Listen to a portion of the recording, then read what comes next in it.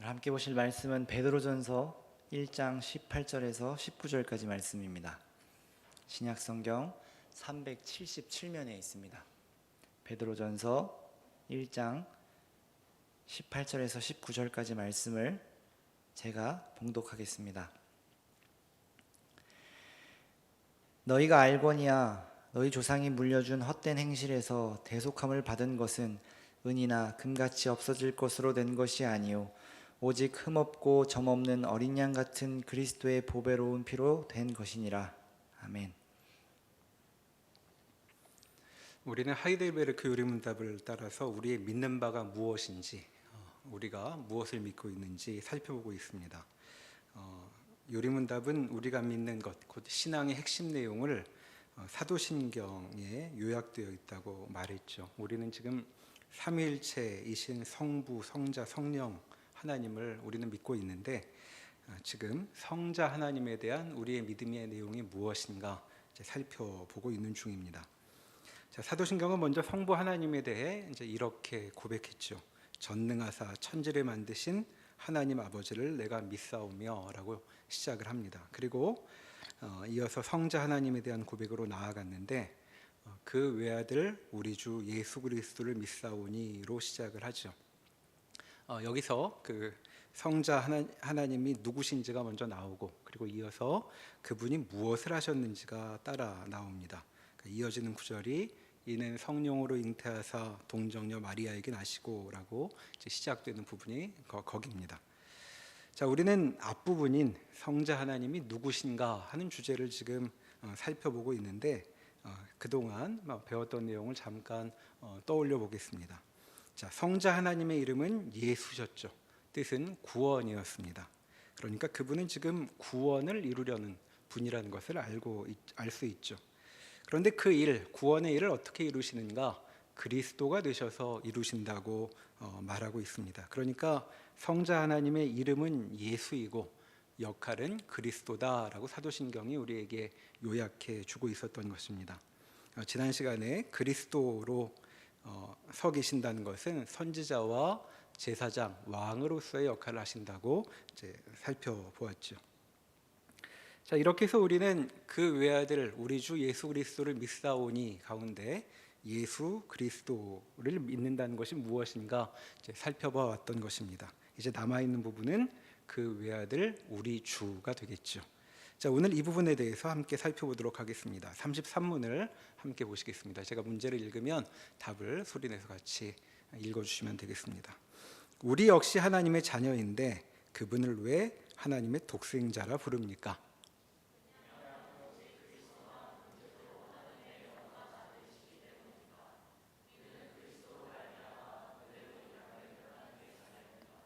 네, 그 외아들이라고 우리가 외우고 있는 것이 이제 독생자라는 말이죠. 질문부터 한번 다시 보겠습니다. 자, 질문에 보면 뭔가 그 질문이 도발적으로 보입니다. 마음이 고운 마음에서 나온 말 같지 않죠. 다시 읽어보면 우리 역시 하나님의 자녀인데 그분을 왜 하나님의 독생자라 부릅니까? 이렇게 되어 있습니다.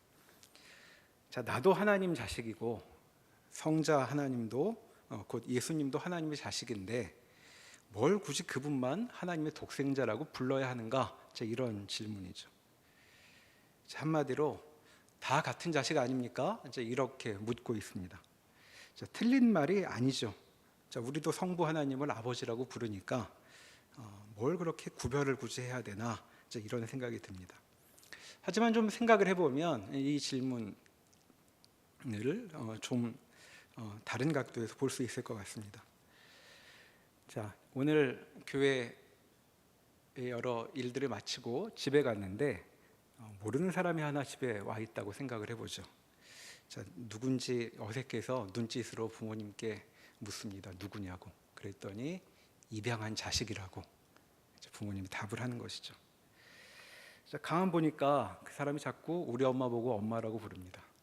그리고 아버지한테도 용돈도 달라 그러고 집 아무데나 다니면서 부모님을 불러 제끼기도 합니다. 자, 그런 것을 보고 있으면 여러분 기분이 어떨 것 같으십니까?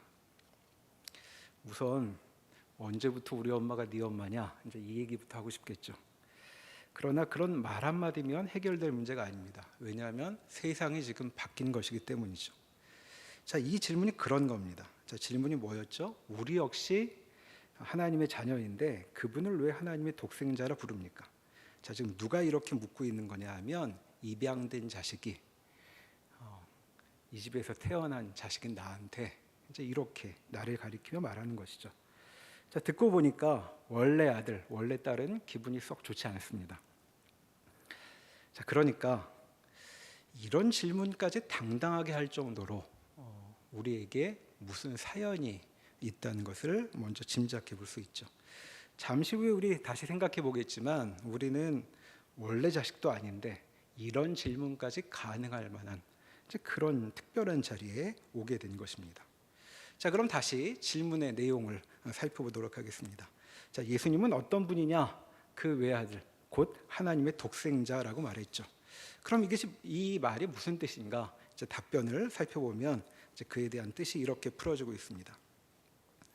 자, 왜 그분을 하나님의 독생자라고 부르냐 하면 오직 그리스도만 본질로 하나님의 영원한 아들이시기 때문입니다. 우리는 그리스도로 말미암아 은혜로 입양된 하나님의 자녀입니다라고 답하고 있죠. 자, 독생자라는 말은 이 답에 나와 있는 것처럼 그분이야말로 성부 하나님의 진짜 아들, 진짜 자식이었다는 말입니다. 자, 이 부자 관계는 특별해서 지금 여기 뭐라고 말하고 있냐면 성자 하나님은 성부 하나님의 영원한 아들이었다고 말하고 있죠. 자, 이게 무슨 뜻일까요? 자, 성자 하나님은 한 번도 아들이 아니었던 적이 없다는 말이죠. 자, 성부 하나님 입장에서 보면 그분은 한 번도 아버지가 아닌 적이 없으시다는 이야기입니다. 자, 성경은 이 부자 관계가 영원한 것이라고 해서 우리가 경험으로 알고 있는 여느 부자 관계하고는 다른 것이라고 지금 분명히 말하고 있는 것이죠. 자, 우리는 없다가 생겨난 존재입니다. 그러나 성자는 그렇지 않으시죠. 자, 그래서 성자 하나님은 성부 하나님의 피조물이 아니라고 말하는 것입니다. 자, 피조물은 없었던 적이 있는 존재이기 때문이죠. 자, 이 점이야말로 이 관계가 성부 하나님과 우리의 관계와는 전혀 다른 것이라는 것을 먼저 분명히 드러내고 있습니다. 심지어 창조된 이후에도 우리는 하나님의 자식이 아니었죠. 하나님도 우리의 아버지가 아니셨습니다. 자, 그러면 어떻게 우리는 그분을 아버지라고 부를 수 있게 된 것인가? 자, 그것은 방금 이 답에 나와 있는 것처럼 우리는 입양되었기 때문입니다. 즉 중간에 무슨 일이 생기는 바람에 우리가 그분의 자식이 된 것이라고 말하고 있는 것이죠. 자, 이제 성부 하나님과 성자의 그 영원하다는 부자관계의 내용이 무엇인가 좀 생각해 보도록 하겠습니다. 자, 그분을 독생자라고 했죠. 독생자라는 말은 성부 하나님의 유일한 아들이란 뜻입니다. 자, 이 단어는 요한복음에서 우리가 잘 알고 있는 아주 유명한 구절에 이렇게 들어 있었던 적이 있죠. 한번 찾아보시겠습니다. 요한복음 1장 14절 말씀입니다. 자, 신약성경 142면에 있습니다. 요한복음 1장 14절.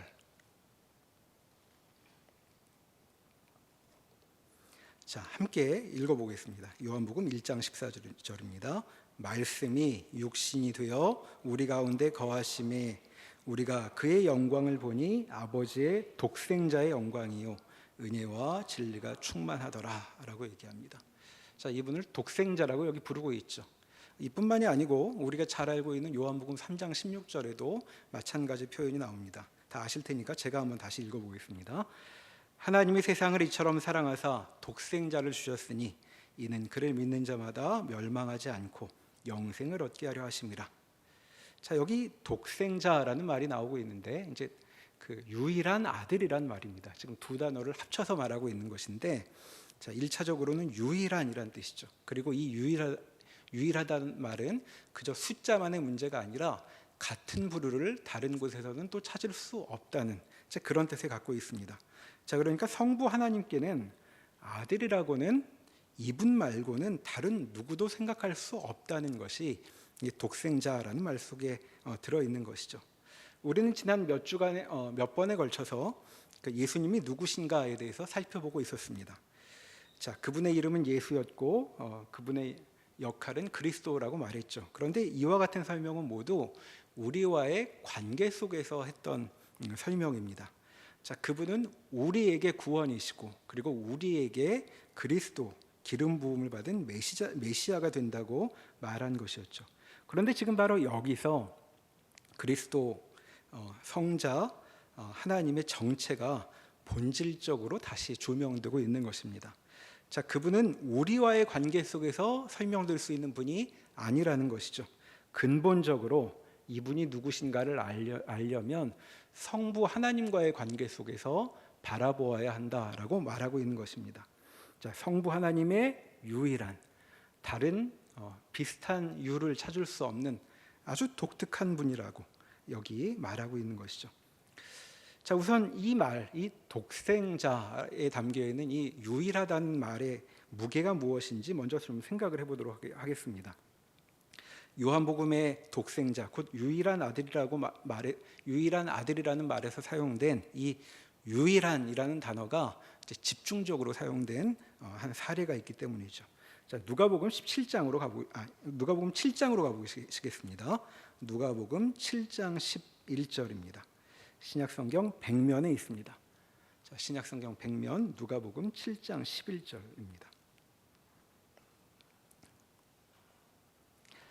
자, 거기 보면 예수님이 많은 사람들과 함께 갈릴리 지방에 있는 나인이라는 성읍으로 가시는 이야기가 나옵니다.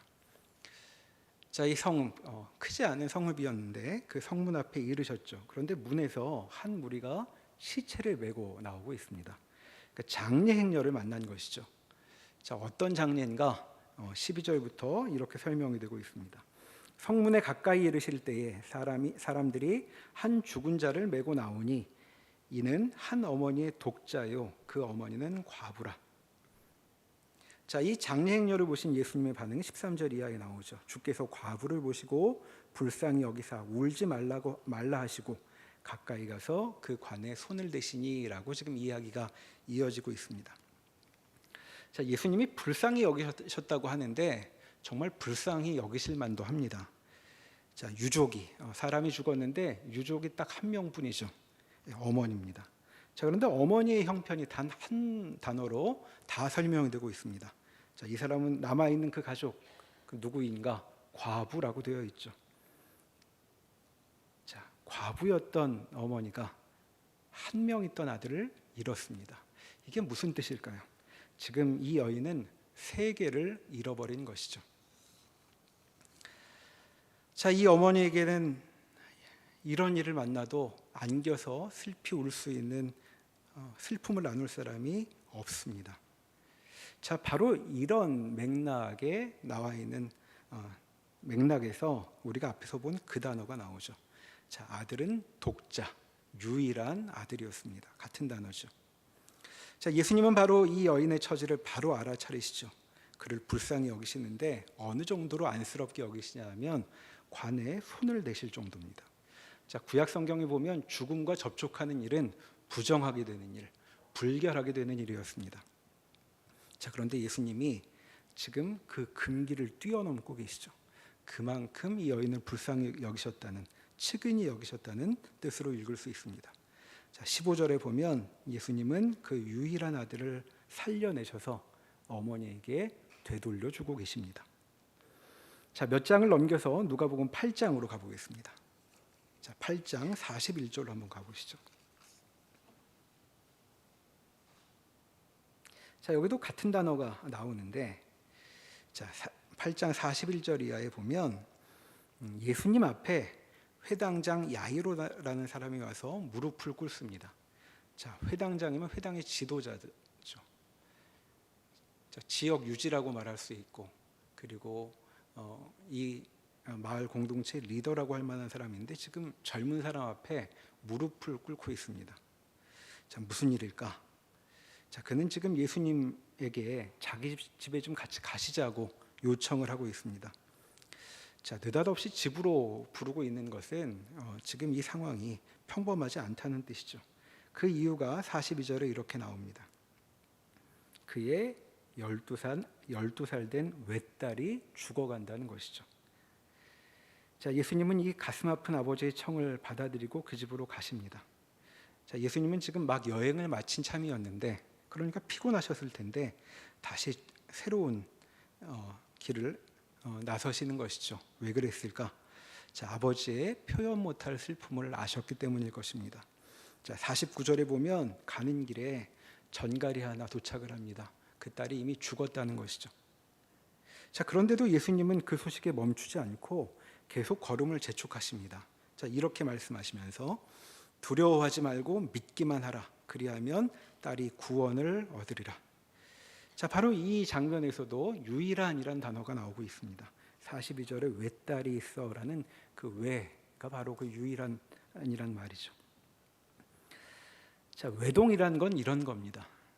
자, 중후한 남자가 젊은 사람 앞에 무릎을 꿇고 그 다리라도 끌어안을 기세로 울음 섞인 간곡한 요청을 하는 배경, 바로 이것이 외동인 자식을 둔 부모의 심정이죠.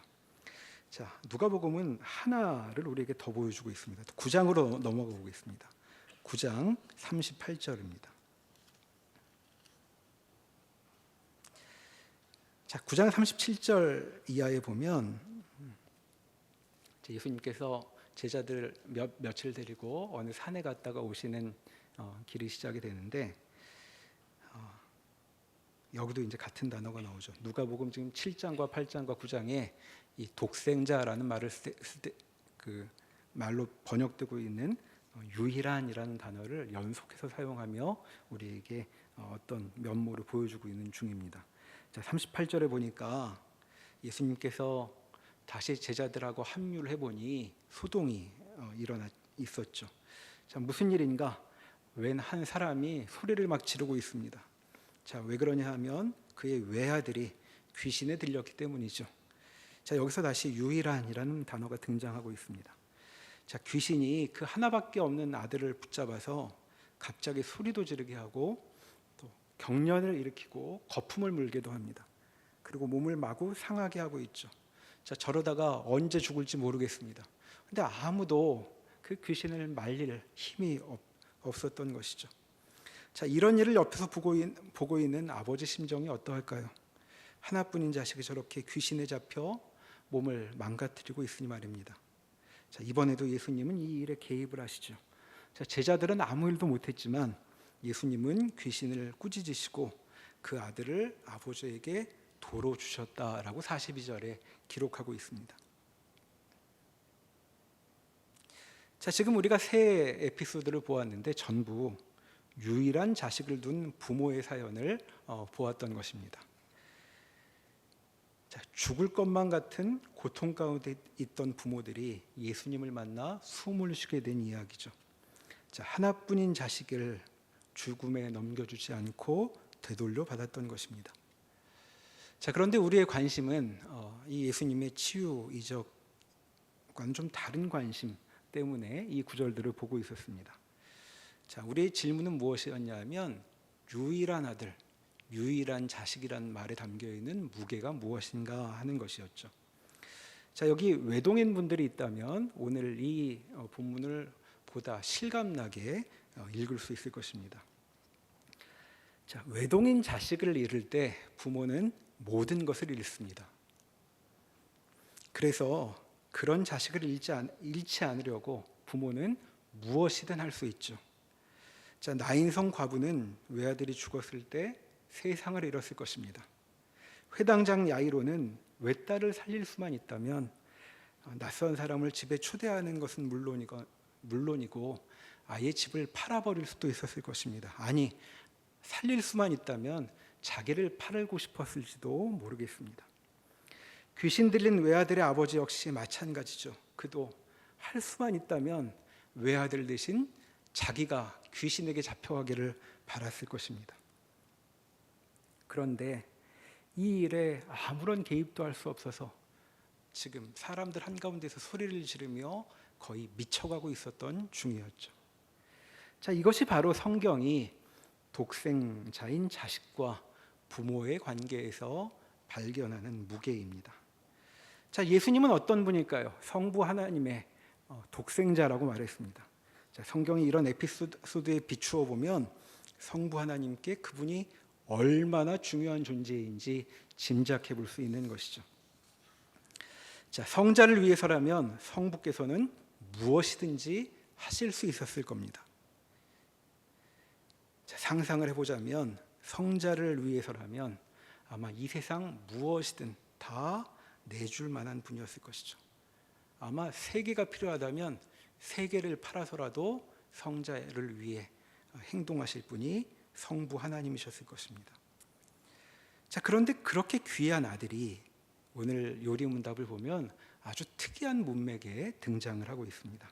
자, 33문의 답의 일부를 다시 한번 보겠습니다.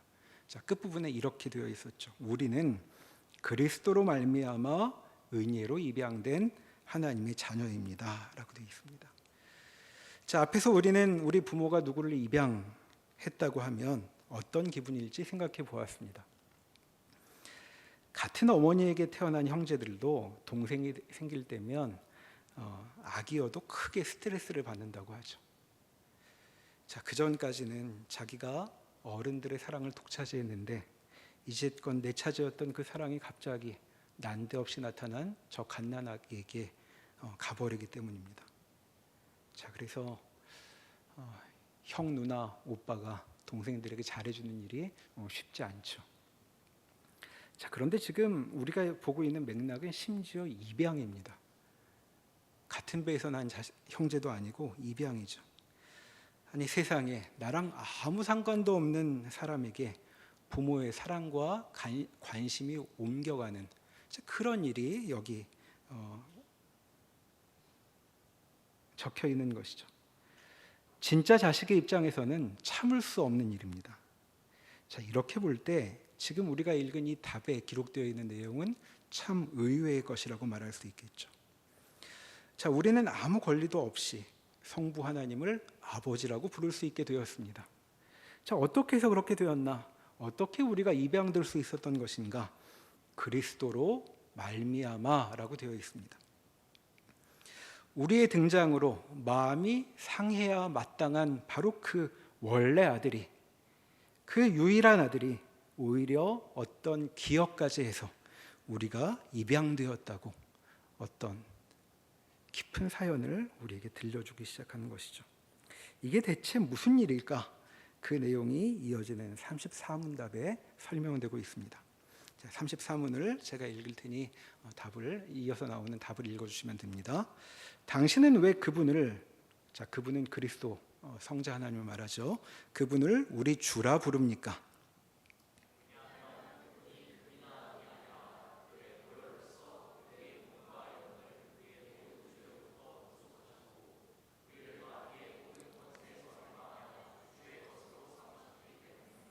자, 여기 나온 답을 보면 우리가 오늘 설교 본문으로 읽은 베드로전서 1장의 말씀이 그대로 담겨 있습니다. 자, 앞에서 보았듯 우리가 좋으신 하나님, 성부 하나님께 자녀로 입양된 것은 그리스도로 말미암은 일이라고 말했죠. 자, 그리스도께서 뭘 하셨는가? 자, 답을 다시 한번 살펴보겠습니다. 자, 답을 보면 제가 한번 다시 읽어볼 테니까 그리스도가 무슨 일을 하셨는지 한번 보시죠. 자, 그분은 금이나 은이 아니라 그의 보혈로서 우리의 몸과 영혼을 우리의 모든 죄로부터 구속하셨고 우리를 마귀의 모든 권세에서 해방하여 주의 것으로 삼으셨습니다 라고 이제 되어 있습니다. 자, 여기 예수님이 하신 일이 기록되어 있는데, 자, 무슨 일을 하셨는지 알려면 서술어를 보면 되겠죠. 자, 서술어를 한번 찾아볼까요? 자, 다음 화면을 넘겨주시면 답이 나와 있습니다. 자, 예수님이 하신 일로 여기 세 가지가 나와 있죠. 그분은 우리를 구속하셨고 해방하셨고 주의 것으로 삼으셨습니다. 자, 여러 가지 서술어가 나오지만 가장 주된 것이 무엇일까 한번 찾아보면 무엇일까요? 자, 그것은 구속하셨고가 됩니다. 지금 우리 말로 번역을 하느라 좀 그 무게가 나뉘긴 했는데 이제 이것은 성경을 통해서도 알 수 있죠. 오늘 그 설교 본문인 베드로전서 1장 18절 말씀을 다시 한번 보시면 한번 찾아보시겠습니까? 제가 다시 한번 읽어보겠습니다. 베드로전서 1장 18절 19절 말씀입니다. 자, 너희가 알거니와 너희 조상이 물려준 헛된 행실에서 대속함을 받은 것은 은이나 금같이 없어질 것으로 된 것이 아니요 오직 흠없고 점없는 어린 양 같은 그리스도의 보배로운 피로 된 것이니라. 자, 여기 보면 자, 주제가 뭘까요? 무슨 얘기를 하고 있습니까? 자, 대속함을 받은 일에 대한 이야기를 지금 하고 있는 중입니다. 자, 대속함 말이 어려운데 가장 쉽게 말하자면 값을 치르고 샀다는 말입니다. 자, 사람을 값을 치르고 살 때 쓰는 말이죠. 자, 잡혀 있는 사람을 자유롭게 하려고 값을 치르는 일, 그걸 대속이라고 부르고, 자, 상식으로 영어 단어로는 랜섬이라는 말을 쓰는 그런 행위입니다. 자, 그런데 자, 사람 값을 무엇으로 치렀나? 자, 금이나 은 같은 거 말고 피로 치렀다라고 말하고 있는 것이죠. 자, 얼마나 대단한 걸 사길래 금은이 아니고 피값으로 샀단 말인가 하는 생각이 듭니다. 자, 이 대속이라는 말을 다시 요리문답으로 와보면 요리문답은 구속하셨다라는 말로 이제 표현하고 있는 것이죠. 자, 구속함이란 말도 금방 다가오지 않는데 하이델베르크 요리문답의 영문 번역을 보면 이 말을 아주 쉬운 단어로 씁니다. 그러니까 영어로 buy죠, buy. 샀다라는 말입니다. 자, 예수님이 무엇을 하셨기에 우리가 입양되었는가? 이제 그게 질문이었습니다. 지금 뭐라고 답하고 있냐면 그분이 우리를 사셨다는 거죠.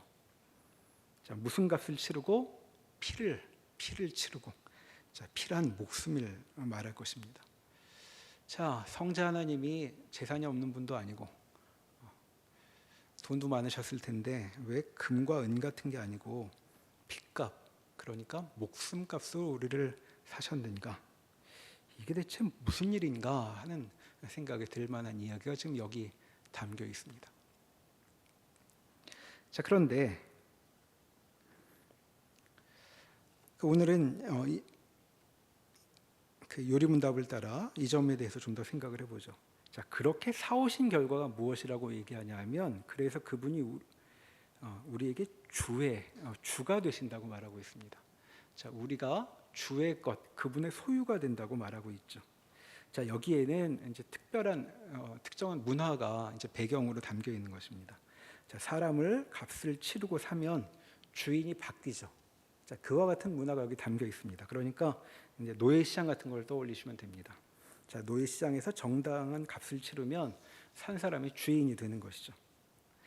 자, 그래서 질문 34문의 질문이 뭐였냐면 당신은 왜 그분을 우리 주라고 부릅니까? 라고 되어 있는 겁니다. 그러니까 그분은 우리 주라고 부른다는 그분이 우리 값을 치르셨다는 이제 그런 내용이 여기 담겨 있는 것이죠. 자, 그럼 이 말을 놓고 한번 질문을 해볼 수 있겠습니다. 예수님은 우리를 사셔서 뭘 하려고 하시는 것일까요? 자, 노예를 살 때면 사는 사람이 미리 용도를 생각할 겁니다. 자, 한번 생각해 볼까요? 사람들이 이제 노예들이 잡혀 있습니다. 자, 어떤 노예가 괜찮은가 찾아보고 있는데 어느 사람 앞에 그 팻말이 목에 걸려 있죠. 이렇게 써 있습니다. 3대 500 이렇게 써 있습니다. 자, 헬스 하시는 분들 무슨 말인지 아시겠죠? 자, 3대 500을 친다고 하면 자, 뭐 했으면 좋을까요? 아마 집 나르는 머슴으로 쓰면 될 겁니다. 자, 그렇게 사는 겁니다. 사는 일이. 자, 옆에 사람을 보니까 IQ가 200이라고 써 있습니다. 뭐 했으면 좋을까요? 우리 집에서 하는 카페에 알바로 쓰면 되겠습니다. 그래야 그 메뉴 안에 깔리고 계산도 잘할 테니까. 노예는 그렇게 쓰는 거죠. 자, 산다는 말은 이제 그런 얘기입니다. 자, 우리도 한번 생각해 볼까요? 내가 만약 잡혀서 새로운 주인을 찾고 있는 중이라면 나는 무슨 용도에 적합하다고 어필할 수 있겠습니까? 자, 여러분 뭐 자신 있으십니까? 스스로는 잘 모르니까 한번 옆 사람 보면 생각을 해볼까요? 자, 옆에 사람 보시고 너는 뭐 했으면 참 좋겠다 한번 정해주면 어떨까요? 자, 질문이 뭐였냐 하면 예수님은 우리를 무슨 용도에 쓰려고 우리에게 당신의 피값이나 쓰셨는가 하는 게 우리의 질문이었습니다. 자, 답을 보면 우리가 지금 생각한 것과는 전혀 다른 차원의 이야기가 이제 제시되고 있죠. 자, 왜 샀는가? 사셨다는데, 자, 구속을 하셨는데 왜 구속하셨는가? 여기 그 답을 보시면 해방하시려고라는 말이 나오죠. 해방하려고. 무엇으로부터? 우리의 모든 죄로부터, 그리고 마귀의 모든 권세로부터 해방하시려고 사셨다라고 되어 있습니다. 자, 그러니까 이분은 우리를 사용할 생각에서 사신 게 아니라는 것이죠. 자, 말하자면 우리를 사용이나 용도, 효율 같은 그런 차원에서 우리 자신을 바라보는 삶으로부터 우리를 노연하게 하려고 하시는 것이 그분의 의도였다라고 말하는 것입니다. 자, 우리 맨날 그러고 살지 않습니까? 누군가에게 나 꽤 쓸모가 있다는 것을 보여주고 싶어 하죠. 저를 택하시면 후회하지 않으실 거예요. 자, 이게 우리의 삶의 목표입니다. 20대 내내 그 일을 할 겁니다. 사람에게도 할 거고, 회사에게도 할 거고, 학교에도 할 거고, 계속 내가 얼마나 괜찮은 존재인지를 증명하는 레이스를 펼치고 있죠. 자, 그런데 예수님은 왜 우리를 사셨냐 하면 그렇게 팔려다니는 일을 그만두게 하려고 사셨다고 말하고 있는 것이죠. 상대에게 자기를 확인시키느라 전전긍긍하는 우리를 이제 그런 삶을 우리에게서 끝내버리려고 우리를 사셨다고 여기 말하고 있는 것입니다. 자, 그것이 바로 여기서 말하는 죄와 마귀의 권세라고 표현되어 있는 부분에 담겨 있는 한 내용이 되는 것이죠. 자, 그러니까 우리가 예수님을 주님이라고 부를 때 어떤 의미가 담겨 있는 것인가? 자, 우리는 그분의 노예가 되는 게 아닙니다. 해방시키려고 사신 것이니까.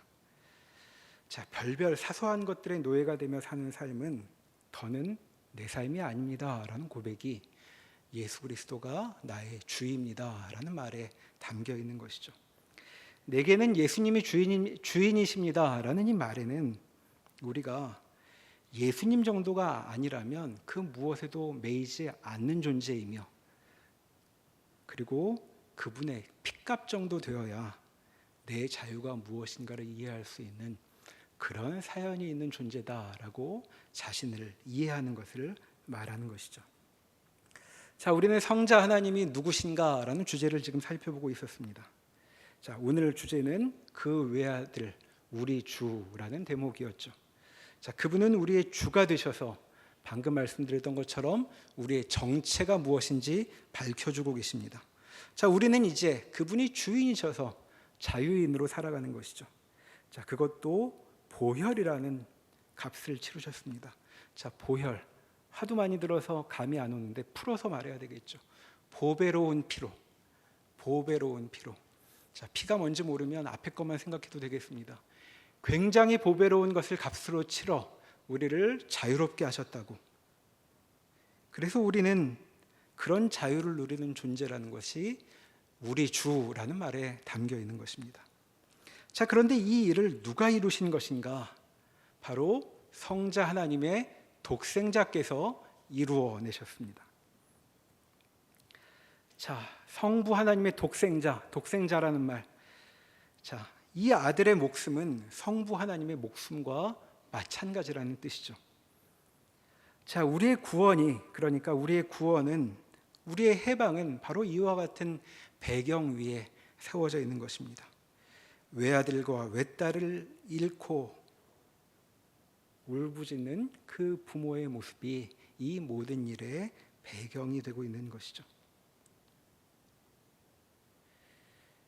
참 이상스러운 아버지와 아들이 우리 앞에 등장을 한 것입니다.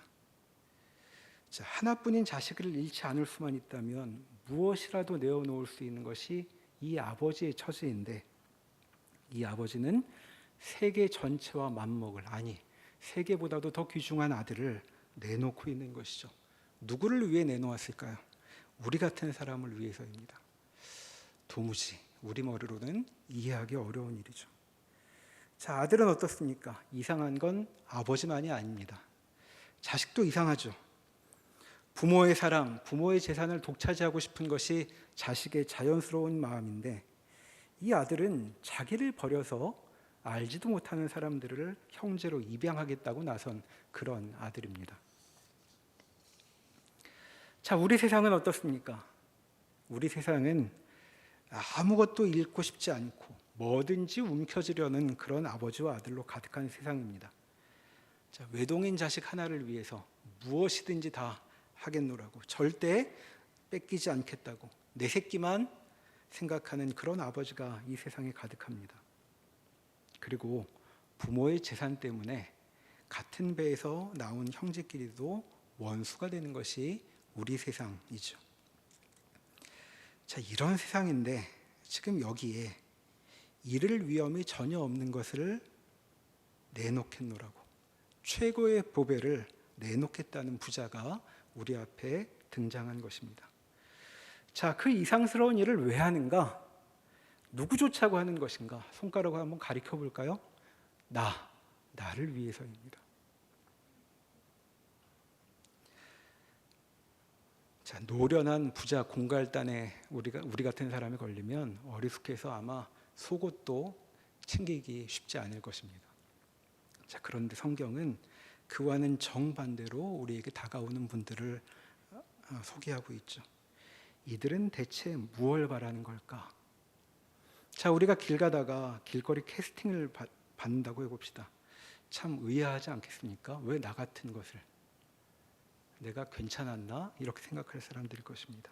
자, 그런데 지금 세상 무엇과도 비교할 수 없이 매력적인 아버지와 아들이, 자, 이분들 별명이 최고선이었습니다. 가장 좋은 것이라는 별명을 가진 아버지와 아들이 우리에게 다가온 것이죠. 나 같은 사람에게 대체 무슨 용건이 있어서? 자, 그들이 왜 다가온 것인가? 자, 요리문답이 가르친 것처럼 우리를 해방하기 위해서입니다. 자, 이 해방한다는 말, 영어 번역에 보면 이렇게 되어 있습니다. Set us free라고 되어 있죠. 자, 숨막혀 죽을 것 같아요. 제발 좀 살려주세요. 이런 말이 Set us free입니다. 우리를 자유롭게 하려고. 자, 그런데 이 해방만으로도 놀라운데 성경은 그보다 더 이야기하고 있죠. 자, 해방보다 더 놀라운 것은 이분들이 우리를 위해 무엇이든 내놓을 생각이었고, 그리고 실제로 가장 값진 것을 내놓았다는 것입니다. 자, 우리는 바로 이런 사연이 담겨 있는 존재라고 성경은 우리에게 가르쳐주고 있습니다. 자, 여러분 한번 떠올려 보십시오. 굳이 본인이 말하지 않아도 옆에서 그 사람 멋있는 줄 다 아는 그런 사람들이 있습니다. 자기가 떠들어대지 않아도 옆에서 다 그 사람이 얼마나 능력이 출중한지, 가진 게 많은지, 그리고 매너가 우아한지, 잘생겼는지 그렇게 아는 사람들 있죠. 자, 그런 사람들 옆에 가보면 평범한 사람들에게는 없는 여유가 있습니다.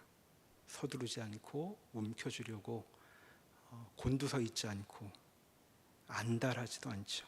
누구를 만나도 긴장하지 않고 우아하고 여유 있고 너그럽고 미소로 사람들을 만납니다. 자, 이게 사연 있는 사람 모습입니다. 좋은 사연이 있는. 자, 성경은 지금 우리에게 뭐라고 말하냐 하면 성부 하나님과 성자 하나님께서 우리에게 그런 사연을 심어 놓으셨다 하고 말하고 있는 것이죠. 가장 귀한 존재를 값으로 치르며 다가온 사랑이 우리의 삶에 어려 있습니다. 그래서 주어지는 자유로 가득한 삶이 우리 앞에 펼쳐져 있는 것이죠. 알고 보니 우리가 그런 사람이었습니다. 그 외아들 우리 주 예수 그리스도를 믿는다는 말에 이런 내용이 담겨 있었던 것이죠. 자, 그러니 우리에게도 사연 있는 사람의 그 그윽한 미소가 우리에게도 깃드는 삶이 되기를 바라봅니다. 기도하시겠습니다. 하나님, 대체 성부 하나님과 성자 하나님께서 무슨 일을 벌이시는 것인가? 저희 머리로는 다 이해되지 않습니다. 왜 목숨까지 내놓으시며 우리를 해방하려고 하시는 것인지, 우리가 가지고 있는 가치로는 도무지 설명되지 않는 일입니다. 그러나 우리의 이해를 넘치는 하나님의 일하심이 우리 인생에 드리워져 있다는 사실을 잊지 않게 하여 주십시오. 그리스도께서 우리의 주가 되시고 그리고 우리 주께서는 성부 하나님의 독생자이시다는 사실, 그것이 우리 인생에 드리운 그 의미를 나날이 더 깊이 깨달아가는 은혜를 저에게 허락하여 주시기를 구합니다. 예수님의 이름으로 기도합니다. 아멘.